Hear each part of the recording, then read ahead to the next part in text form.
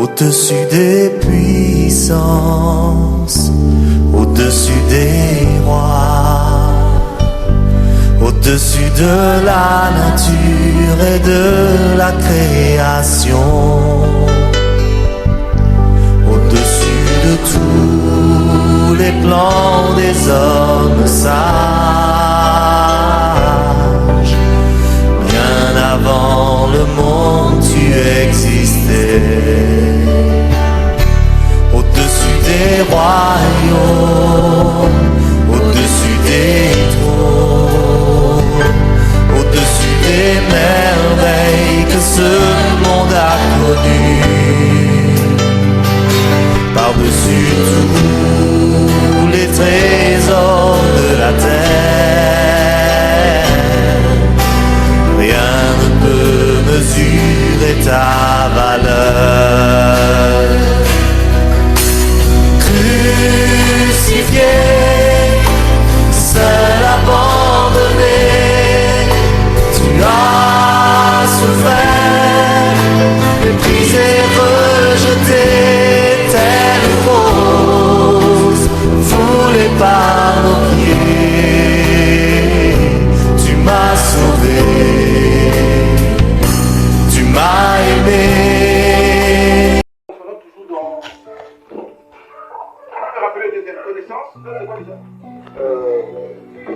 Prophétie, doctrine et révélation.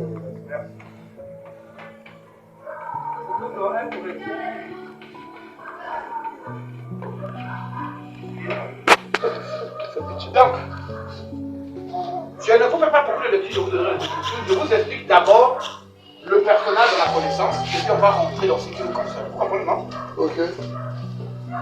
Quand vous allez lire la Bible, vous allez lire dans 1 roi, à partir du verset 18, à partir du chapitre 18, 19, 20, 21, jusqu'à 2 rois 9. Jusqu'à 2 rois 9, on vous parle de l'histoire de Jérusalem. Vous êtes avec moi? Je vais vous mettre à l'écrit. Parce qu'aujourd'hui, on est dans la connaissance de Jézabel. On rentre dans la prophétie de Jézabel, dans la doctrine et dans la révélation. C'est là où ça va être intéressant. Bon, c'est très intéressant, mais ici, là, on aura le moment de repentance parce que je vous assure, avant qu'on débute, et les hommes et les femmes, nous sommes tous des hommes. C'est ce que nous sommes débarrassés. Amen. On va voir ça, je vous assure. Je vous assure. Donc, je vais traîner un petit peu ici. Interrompez-moi à tout bout de champ. Interrompez-moi à tout bout de champ. Interrompez-moi à tout bout de champ. Excusez-moi.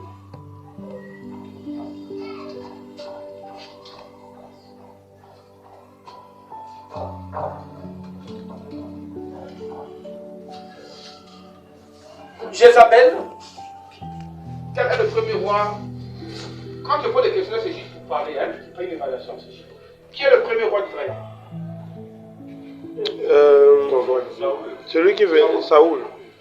Qui dit le contraire? Merci. Le premier roi, c'est Dieu lui-même. D'accord. Humainement parlant. Humainement parlant, le premier roi d'Israël, c'était Moïse. On acclame.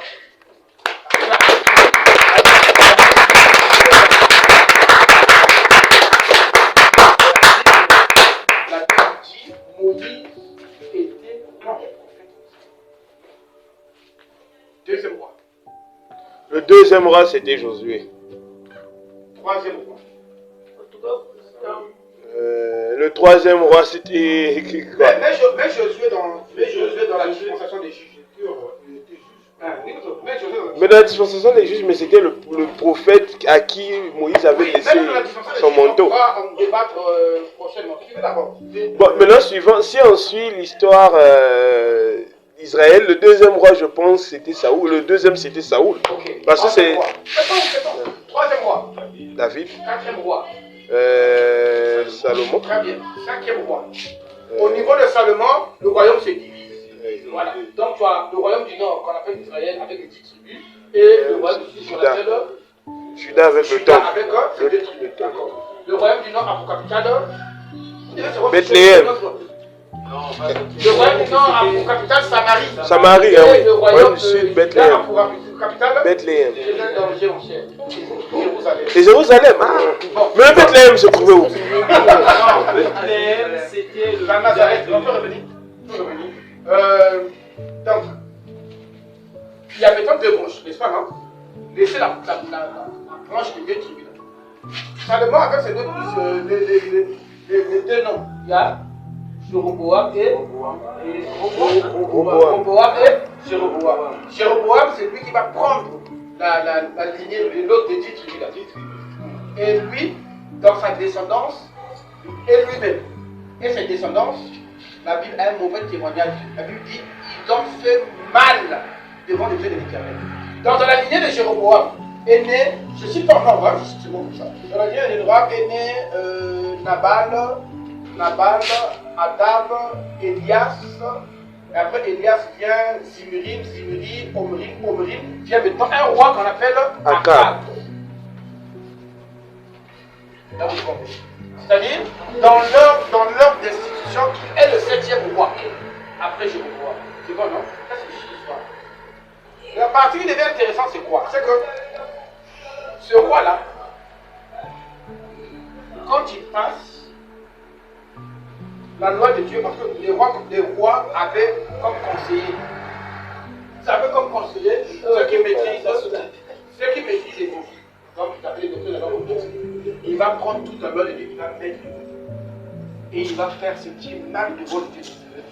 Va envoyer le peuple à adorer des statuettes, d'autres divinités et tout. Au lieu de s'arrêter là, il va contracter une alliance de mariage avec une femme qu'on appelle Jézabel. La femme là était la princesse du roi Etibol comme ça. C'était le roi de Sidon. C'est l'actuel, ce que nous appelons aujourd'hui Liban. Là, elle est partie, c'est devenu libanaise. Libanais, c'est quoi? Quand il va épouser la libanaise, c'était déjà en infraction à la loi de l'Éternel, parce que la loi de l'Éternel avait défendu aux Juifs d'aller marier les autres femmes, les filles des dieux étrangers. Ok, non? Maintenant, le problème c'est que la Bible, quand on l'explique dans le terme de la connaissance, mais il y a des aspects que la Bible montre qui doivent être vus dans le terme de la révélation, et c'est là où on va comprendre. Maintenant, pour comprendre cette chose, je vous donne d'abord deux aspects pour que vous compreniez. Si vous allez dans Ézéchiel 28, je lis quand même, je vous paraphrase. Ézéchiel 28, à partir du verset 20 par là, Dieu apparaît à Ézéchiel et il dit, Ézéchiel, prononce une complainte contre le roi de Tyr. Tyr en question, ça, Tyr et Sidon, c'est quelqu'un qui forme le front aujourd'hui. Il dit, Ézéchiel prononce une complainte contre le roi de Tyr. Si vous voulez le professeur, accuse-le. Il dit, dis au roi de Tyr que tu étais en Éden. Ça a un autre sens.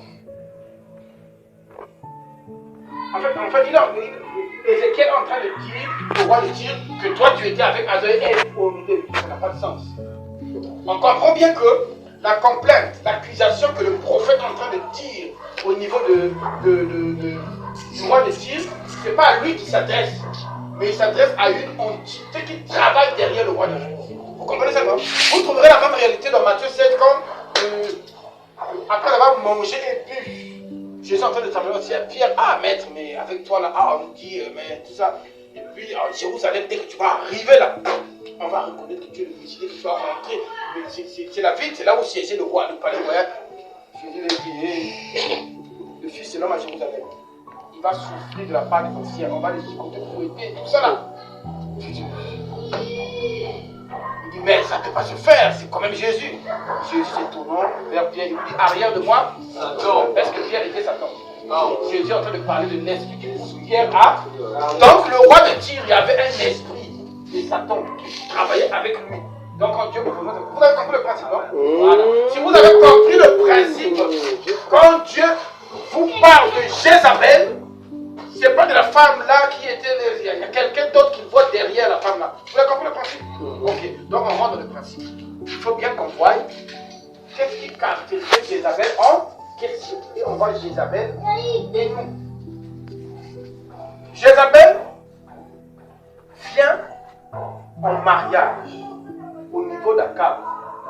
C'était un mariage Arrangé. très bien. C'est un mariage politique, un mariage arrangé. Donc, c'est l'intégration dans un royaume avec zéro alliance. Parce que l'alliance de Dieu avec ses fils, c'est une alliance d'amour. L'alliance en question, hier, je vous ai parlé quand Ruth disait à Naomi que là où tu vas, je vais. Ton peuple sera mon peuple, ton Dieu sera mon Dieu. Là, c'est une alliance d'amour. Mais ça, c'est une alliance politique. Vous comprenez un peu, non? Ok. Maintenant, le problème, c'est quoi? Le problème, c'est que Jézabel en question, quand elle arrive, elle vient avec ses dieux. Parmi les plus grands de ces dieux, il y avait Baal. Il y avait Baal. Et il y avait la femelle, c'était Astarté. Astarté. Comme Dieu a une femme. Quand on dit, non, ça c'est bien fait. Quand on dit qu'elle vient avec ses dieux, ça veut dire qu'elle vient avec ses coutumes. Quand elle vient avec ses coutumes, au niveau de ça, l'histoire parle de Jézabel. Elle était une prophétesse ou une prêtresse du culte de Baal. Ça veut dire, si elle est prêtresse dans ce culte-là, en français, c'était une sorcière.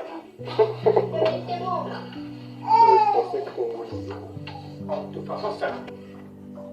Si tu es dans le rituel de Baal, ça fait une sorcière.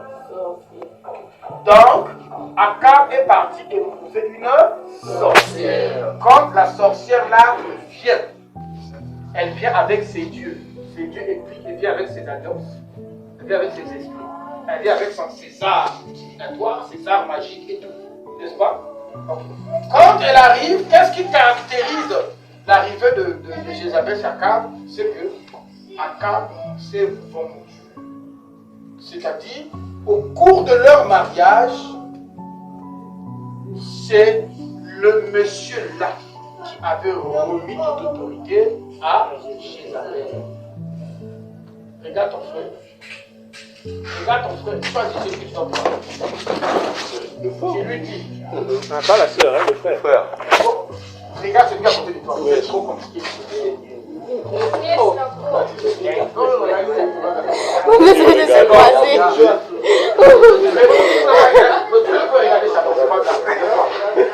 Regarde-moi.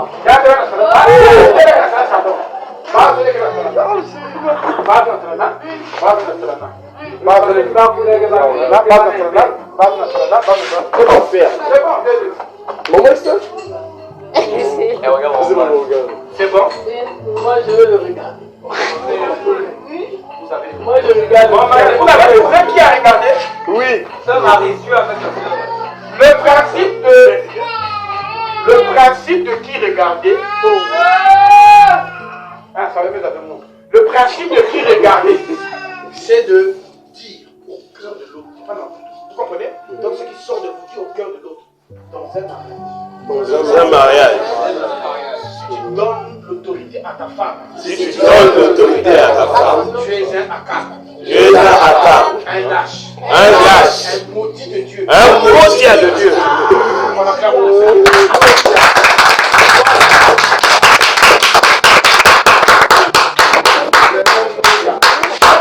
Alors on va dire Jézabel. On va dire Jézabel. Akab, c'est Dieu. Ça veut dire quoi, Akab? Ça veut dire quoi? Il veut voir ça. Akab, c'est le nom. Ah, ouais. Du coup, espèce d'Akab. Ah. On y est. Un roi 16. On lit le verset comme ça. Ils ont fait mon lecture.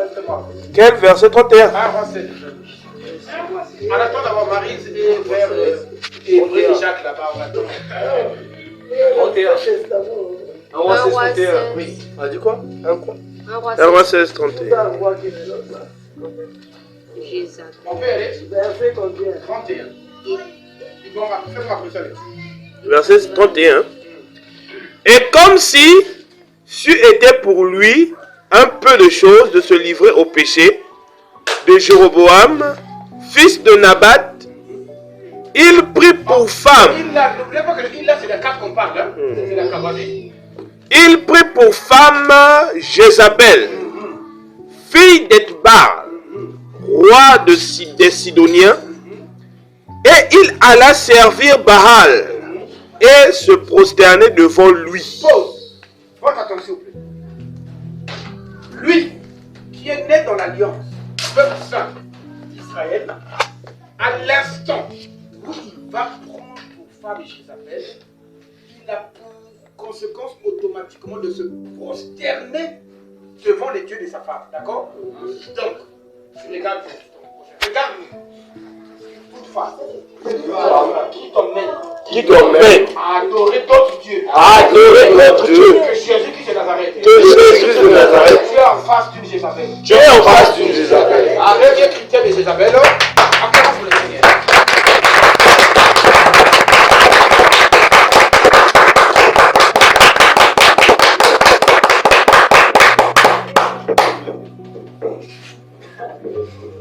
Et les implications sont incroyables. C'est que elle-même, pour t'emmener dans le culte d'autres dieux, il faut qu'elle-même, elle adore d'autres dieux, n'est-ce pas?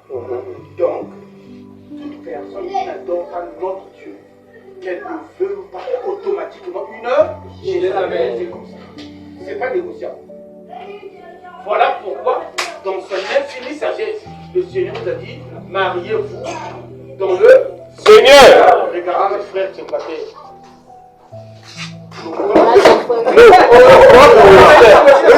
Clairement pour nos célibataires.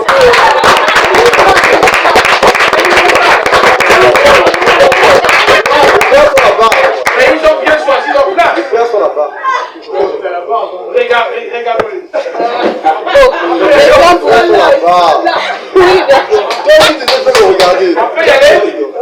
Les frères, précisons bien les frères célibataires en âge de se marier. Oui, on a se marier, pas vous. À 19 ans. Laissez-lui tranquille. Oh. On peut y aller. Regarde les vieux. On peut y aller. Oui, les vieux là. Regardons nos frères. Ils sont aptes depuis longtemps à se marier. Disons-le frère. Frère, Il t'est permis de te marier. il t'est permis de te marier, mais que cela soit dans le Seigneur. dans le Seigneur. Dans le Seigneur. N'allez pas nous chercher une Jézabel, là on va changer, peut-être qu'on va la changer, ne faites pas ça. À moins que vous soyez osé et que vous avez reçu l'instruction que Charles va prendre une prostituée.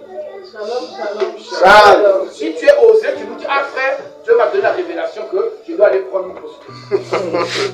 Si tu n'es pas osé, l'apôtre Paul dit, marions-nous dans le Seigneur. Il n'a pas dit aller chercher des Jézabel pour les transformer. Le frère n'a jamais reçu de révélation. Il a voté. Maintenant, si tu ne trouves pas une sœur en Christ dans notre assemblée, et on a dans d'autres assemblées. Mais rassure-toi que nous prions le même Dieu avec ces sœurs-là. S'il n'y en a pas au Congo, le Cameroun est encore disponible. Ah, ben maintenant, je vais au Cameroun d'ici quelques semaines. Vous me donnez la commission de ce marché-là. J'ai dit, ah, chez nous là-bas, il y a quelqu'un qui cherche. Il faut faire Yahweh, toi, Yahweh.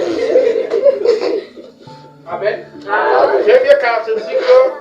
Première caractéristique de Jézabel. Elle t'emmène à adorer les dieux étrangers. Tu en fasses une femme comme ça, tu es une Jézabel. Même si elle a un bon cœur, si elle ne prie pas le Dieu véritable, c'est une Jézabel. Faut bien toujours. Deuxième caractéristique. Nous sommes dans 1 roi 18. Vous allez lire le verset 16. 1 roi 16. Ah d'accord, nous sommes à 1 roi 18. 16. Ah. Maintenant là, l'écriture que je vais lire là. 1 roi 18.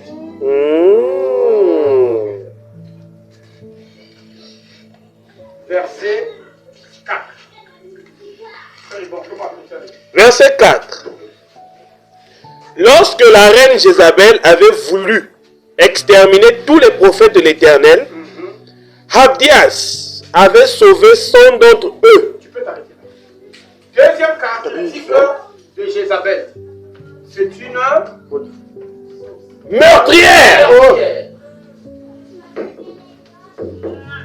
Pourquoi elle les a tués? Je comprends même pas. Mais pour faire place au prophète de Comment c'est une Baal. meurtrière? Oui, oui. Celle qui vit pour tuer. Oh.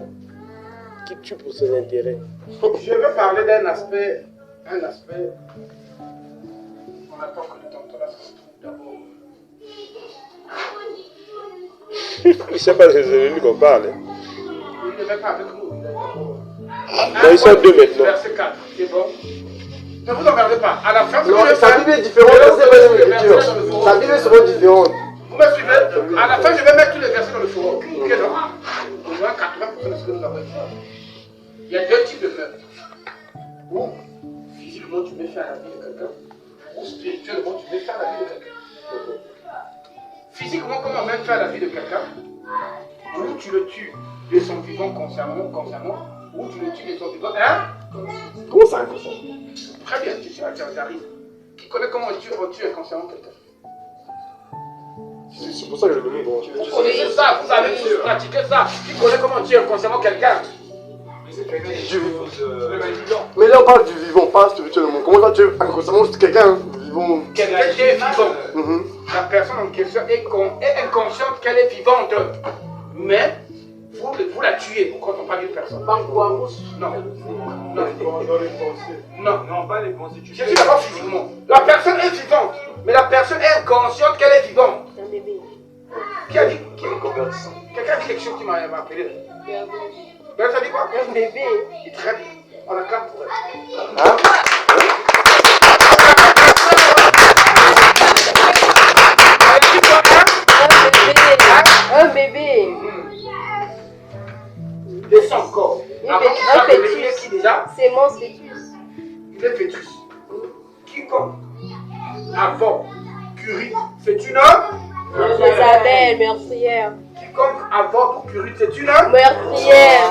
donc automatiquement c'est une Jézabel. interdiction au fils. Amen. Amen. Acclamons le Seigneur. Deuxième forme de meurtre. Quiconque se met en colère contre son frère. Eh bien, Meurtrier. absolument pourquoi c'est verset. Oui. La colère d'un enfant dure combien de temps?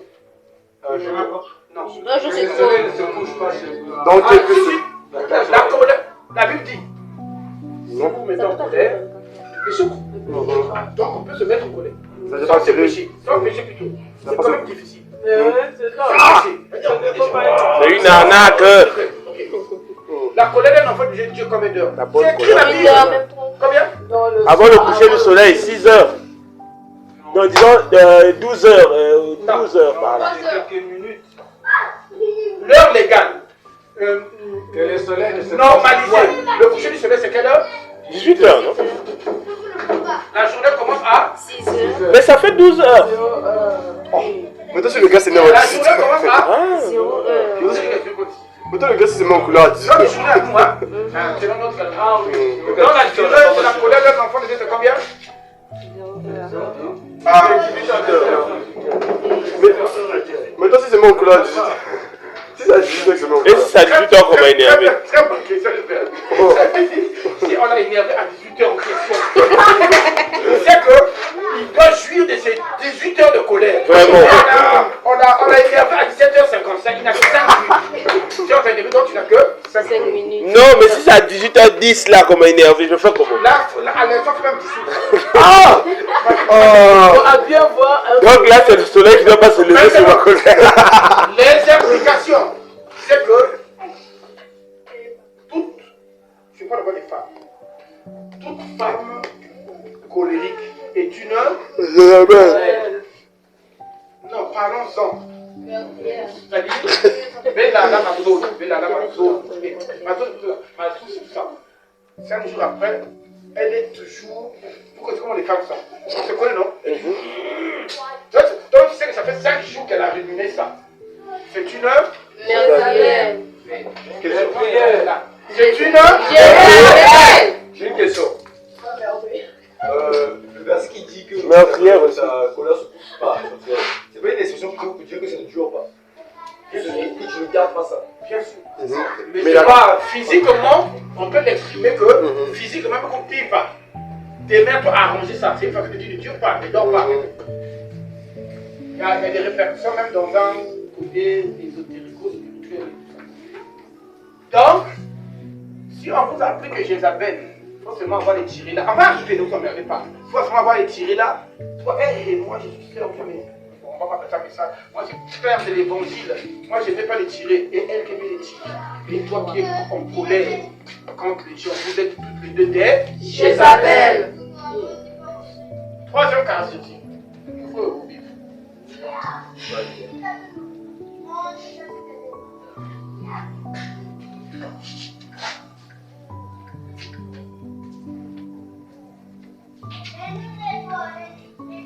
On va lire 1 roi 19, on va lire 1 et 2.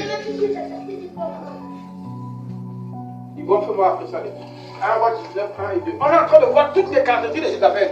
Pas pour voir Jézabel, parce qu'à la fin, il faut qu'on se voie nous-mêmes. Est-ce que nous savons ce que Jézabel a? Et nous demanderons pardon. Parce que nous sommes des Jézabel et des Akab. Nous sommes tous sous l'emprise de cet esprit qu'on appelle Jézabel. Parce que ça affecte et les hommes. Et quand on va finir l'étude, on se rend compte que c'est un grand esprit qui prend dans beaucoup de domaines. Il va faire comme ça le Dieu.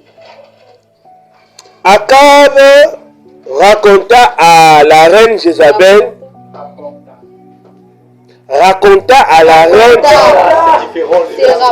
c'est pas la même Bible. Ils ont des écritures différentes. C'est pas les mêmes. Raconta à la reine Jézabel. Sa Bible est différente que tout.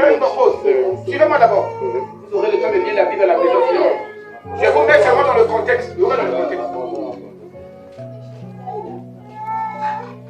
le contexte, c'est que. Dans le contexte, c'est que. Le contexte, là où il faut. Quand je sors. Dans le contexte, c'est que. Va avec lui. L'ange est ma mère.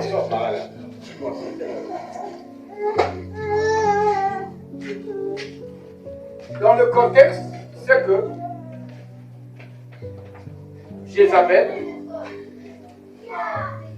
étant prêtresse de Baal et d'Astarté, elle n'était pas que prêtresse, elle était venue avec ses prêtres. Donc elle avait amené un nouveau sacerdoce. La Bible dit qu'il y avait pour les prophètes de Baal, ils étaient 450. Et les prophètes d'Astarté, ils étaient 400. Vous inversement. Les prophètes de Baal, donc c'est 400 que Baal et Astarté à 500. Donc, la dame là avait à sa disposition près de 1000 prophètes éparpillés dans tout Israël pour faire perpétuer le culte de Baal et d'Astarté. De sorte que toute la population avait tourné le dos à l'Éternel pour adorer. Et elle avait érigé des temples. Et la Bible dit, ces 400 là, on va dire, manger à sa table. Manger à sa table, ça ne veut pas dire qu'elle est assise avec 800 personnes qui mangent. Ça veut dire c'est elle qui supportait, c'est elle qui sponsorisait ça. C'est elle qui sponsorisait ça. Maintenant, quand le Seigneur envoie le prophète Élie pour aller confronter la sorcière là, pour aller confronter le peuple, mais vous avez abandonné l'Éternel. Relève maintenant un défi. Il dit, emmenez le peuple au mont Carmel. C'est l'objet d'une prédication de vous. Allez, ils sont en train de dire ça avec beaucoup de douleur. J'ai bien envie de rentrer, mais je m'abstiens à fond. Emmenez au mont Carmel, qui mettent l'hôtel avec les 12 héros et tout ça, c'est trop beau. Emmenez le peuple, donc on va faire, entre parenthèses, les prophètes de Baal avec leur hôtel, ils vont invoquer Dieu, le prophète Élie. Le Dieu qui va répondre par le feu, c'est lui le vrai Dieu. Et puis à la fin, on va exterminer les autres. Vous comprenez? On parlera de ça un de ces jours. Maintenant, ce que le frère Ibon va dire là, se passe après la mort de ces prophètes en question. Quand Élie a zigouillé les 400 prophètes de Baal, maintenant le roi peut dire à Jézabel ce qui s'est passé. Donc c'est là où c'est ce qu'il est en train de dire. C'est pour vous mettre dans le fait, d'accord? Akab rapporta à Jézabel tout ce qu'avait fait Élie et comment il avait tué par l'épée tous les prophètes. Verset 2. Jézabel envoya un messager à Élie pour lui dire Suivez bien ce que Jézabel. que les dieux me traitent dans toute leur rigueur. Si demain à cette heure je ne fais pas de ta vie ce que tu as fait de la vie de chacun d'eux. Point. En français simple, quel est le mot qui exprime ce que Jézabel a dit? Il y a un qualificatif. Comment on appelle ça? Là. Elle a dit, tu vas Tu sais mal que tu as fait ça, un prophète. Moi, je te dis, je vais faire ça. Toute personne, homme ou femme, quelqu'un t'a fait du mal. Si tu n'as pas le principe de Jésus, bénissez ceux qui vous maudissent, priez pour ceux qui vous persécutent. Et que tu rumines dans ton cœur les pensées que moi aussi je dois agir comme ça. Que la personne sente le mal que j'ai fait. Regarde le voisin, tu dis, tu en fasses une Jézabel. Tu en fasses une Possédé par Jézabel. Donc, arrêtez de penser que Jézabel faut regarder la jupe à Koufi. Il y a un modèle la jupe à Koufi.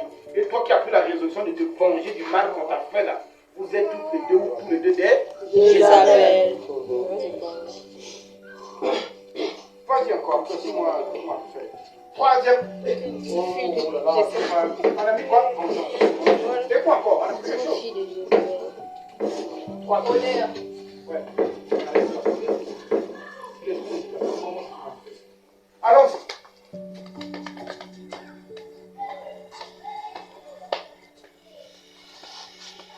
Tu me lis 2 Rois 21. Tu me fais apprécier le verset. Le verset 7.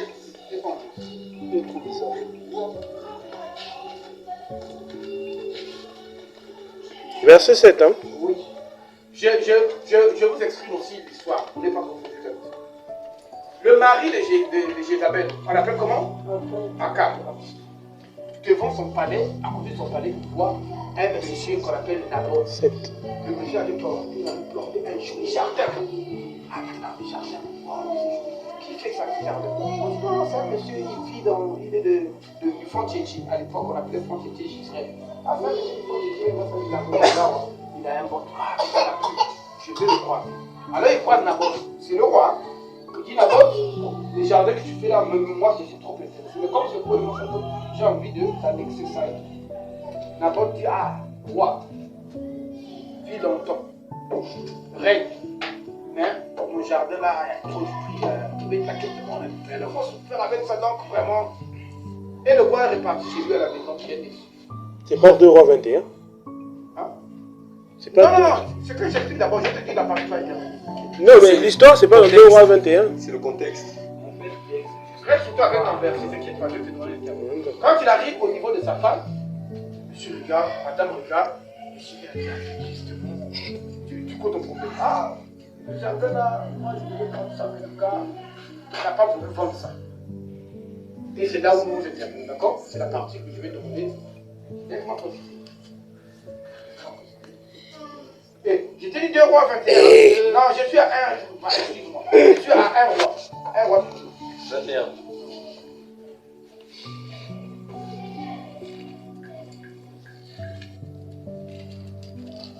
C'est ce que je disais pour moi. 1 roi 21, tu me nous lis 5 à 7.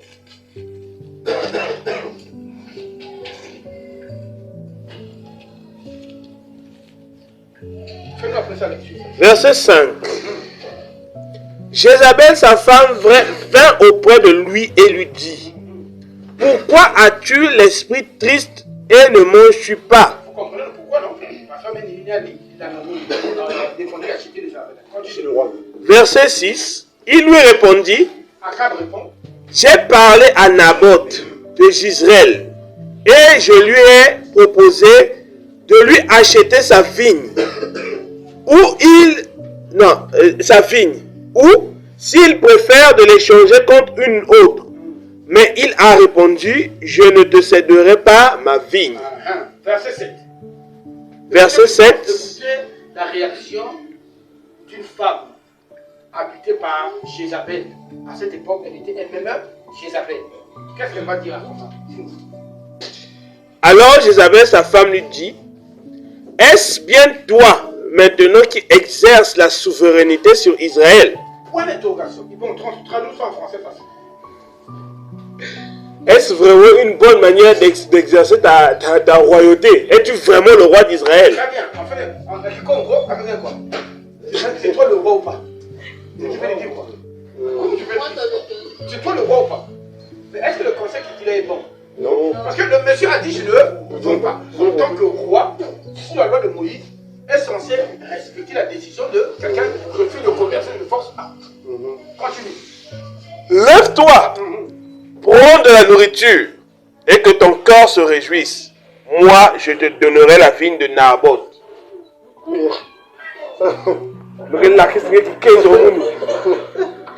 Non, elle était trop forte, la femme. Donc, comment on peut, quel est le mot qu'on peut donner à cette attitude-là? Quel est le mot qu'on peut donner à cette attitude? La cupidité. Parce qu'elle est déjà reine, ils sont déjà rois, ils ont tout. La pauvre fille de Naboth, qu'est-ce que tu vas faire avec cette roi? Et par envie de vouloir posséder. Donc, si dans ton cœur, vous commencez à voir les ramifications de l'esprit de Jézabel, non? Si dans ton cœur, tu as ça, tu as la cupidité, tu es sous le coup de Jézabel. Le temps pour finir, ça fait une première partie. Toujours dans ce point-là. Ce qu'elle lui apportait, ce qu'elle était en train de lui dire, comment on peut appeler ça? À une femme qui conseille son homme, n'est-ce pas? La Bible dit dans Puissance 119,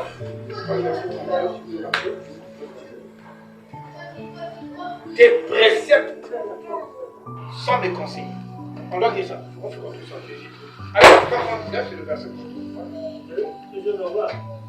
Non, Puissance 119, c'est pas l'envoi. Puissance 119. Ah, voilà. Avant de laisser.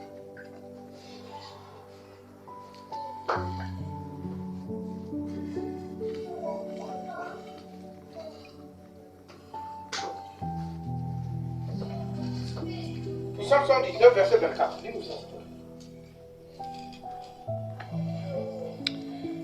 Psaume 119, verset 24. Tes préceptes font mes délices.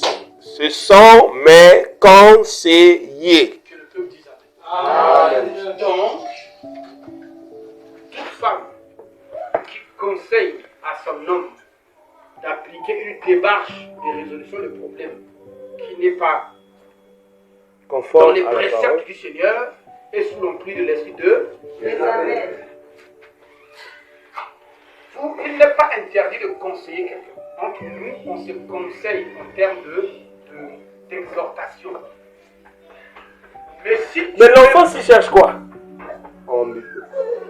Si, la dernière phrase que je l'avais dit à sa femme, moi je veux te donner ça.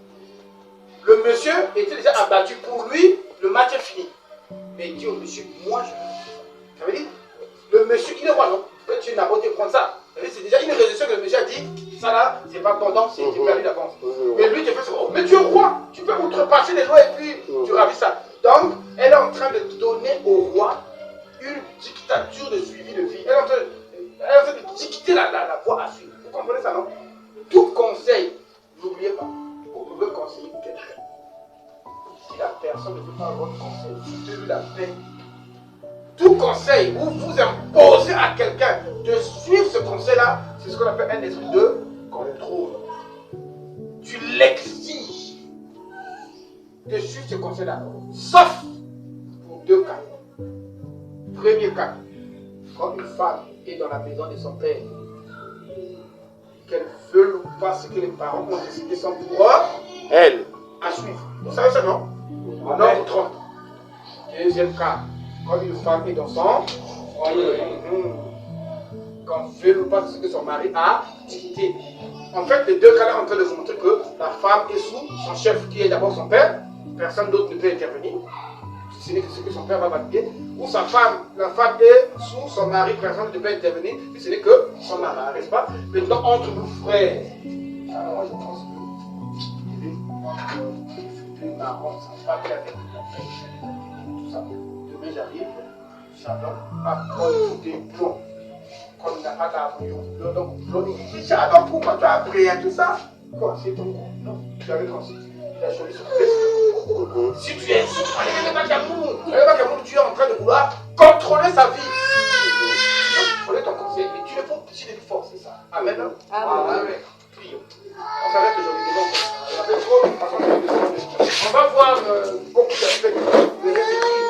pas l'esprit de Jézabel. Et vous ne verrez pas seulement voyez que on n'a pas encore vu le côté séduction, maquillage et tout ce qui va venir. Nous disons gloire.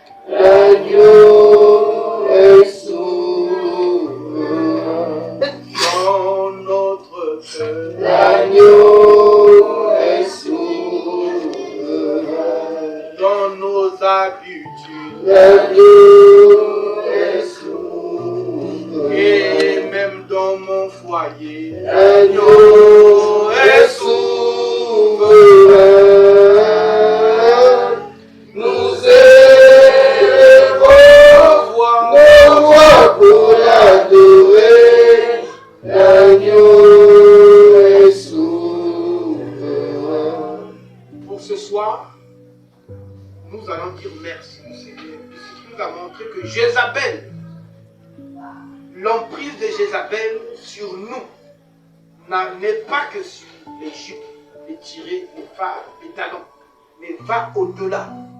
Nous, aujourd'hui, on lui dit d'abord merci de ce que nous avons compris. L'instant repentance est pour demain. L'instant repentance est pour demain. Aujourd'hui, disons-lui merci. Et tu continues de dévoiler tous les aspects de Jézabel. Amen. Souverain Seigneur, c'est toi qui éclaires mon cœur. Ta parole, et tu l'offres avec lumière sur mes sentiers. Merci de ce que ta parole éclaire tous les aspects de l'emprise de l'esprit de Jézabel dans nos vies, aspects que nous ne portons pas souvent attention, Père. Il t'a plu de nous montrer les ramifications de cet esprit, Père. Gloire au nom de toi, Père. Éclaire-nous encore plus. Éclaire-nous encore plus, Père, que nous puissions comprendre, Père, l'emprise de cet esprit, Père. Oh Père, je dois disposer comme des bonnes terres pour que cela soit ensemencé en nous. Nous comptons que je sois. Nous comptons que je suis. Au nom de Jésus de Nazareth. Amen. Amen. Je remets le culte.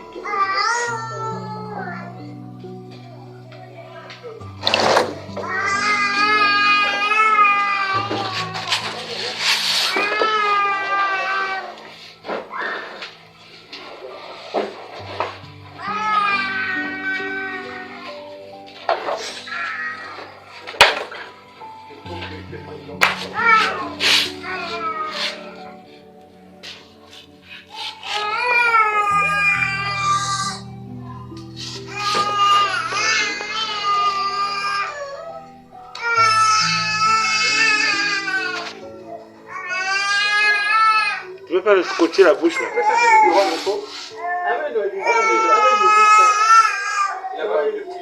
Je crois que frère Hassan triche, tu me colles ça dans la bouche. On l'étouffe. Frère Hassan, à tes ordres. Alléluia. Oh, Alléluia. Amen. Amen.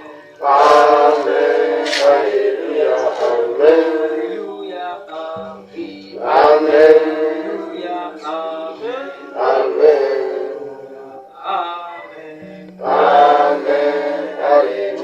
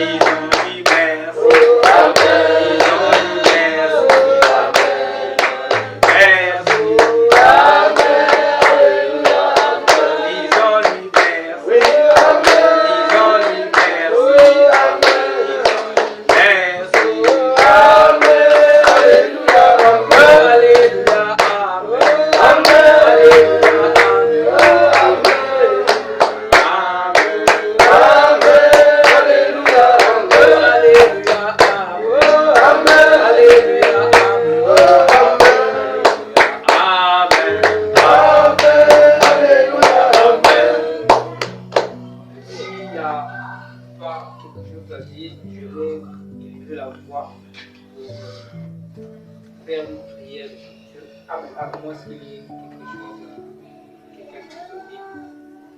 Sinon, je vais prier. Père Saint, Père de miséricorde, nous te sommes infiniment reconnaissants, Père, de ce que tu nous as bénis, richement bénis, de ce que tu nous as parlé, Seigneur, Père de gloire. Merci, Seigneur, de ce que tu as dévoilé les choses cachées. Et la gloire à toi, Seigneur, de nous apporter cela, Seigneur, car c'est à nous cela est destiné, c'est notre promesse.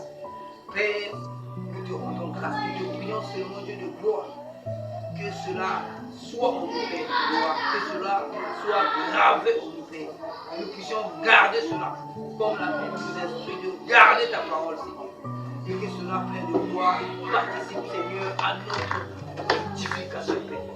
Père, je te recommande davantage le vaste mal que tu parles, je prie, Père de gloire, selon que tu t'es donné ta parole, que celui qui arrose sera arrosé. Qu'il soit encore arrosé, Seigneur, par ta grâce, Seigneur. Qu'il soit encore arrosé et béni, Dieu de gloire. Et dès ce Seigneur, la foi, les fois qui arrivent, Seigneur, quand tu vas s'élever pour parler, Seigneur, que toi tu puisses déployer, tu puisses révéler, Seigneur, les mystères cachés de l'évangile, Père. Seigneur, nous te recommandons notre retour, Père. Accompagne chacun de Dieu de gloire, Seigneur. Que la paix que tu nous as laissée, Seigneur, demeure dans nos vies, Seigneur. Demeure dans nos maisons, Seigneur. Et envahisse nos demeures, Seigneur. Jusqu'à ce qu'on va se retrouver autour de ton nom pour te louer, te glorifier, Seigneur. Souviens-toi de ceux-là, mais qui ont voulu venir, Seigneur. Et que ta paix soit aussi avec nous, Seigneur. Nous te recommandons, Seigneur, la journée de demain et le déroulement de la semaine et les deux événements qu'on pour demain. Que toute la louange et la gloire te reviennent. Par Jésus Christ, c'est prié. Amen. Amen. Shalom.